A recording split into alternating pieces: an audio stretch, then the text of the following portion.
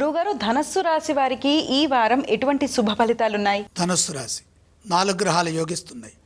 ముఖ్యంగా 6లో కుజుడు, 9లో శుక్రుడు, 3లో చంద్రరాహువులు ముఖ్య కార్యక్రమాల్లో మంచి ఫలితాలు సాధిస్తారు. దానికి తగిన విధంగా కార్యాచరణ ఉండాలి. ఎంత గొప్పగా కార్యాచరణ రూపొందితే అంత ఫలితం బాగుంటుంది. మనోబలంతో నిర్ణయాలు తీసుకోవడం వల్ల ధైర్యం పెరుగుతుంది. ఉద్యోగంలో మేలు జరుగుతుంది. స్పష్టమైన భావజాలంతో సున్నితంగా ప్రణాళికలు అమలు చేయండి. అవి మీకు ఎంతగానో సత్ఫలితాన్ని ఇస్తాయి. ఒత్తిడిని జయిస్తారు. తోటివారి నుండి ప్రోత్సాహాన్ని పొందుతారు. ప్రశంసలుంటాయి.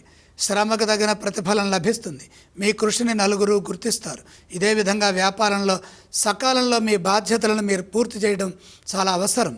వ్యాపారంలో ఉన్నదాన్ని జాగ్రత్తగా కాపాడుకుంటూ తెలివిగా పనిచేయాలి. నిరంతర సాధన మేలు చేస్తుంది.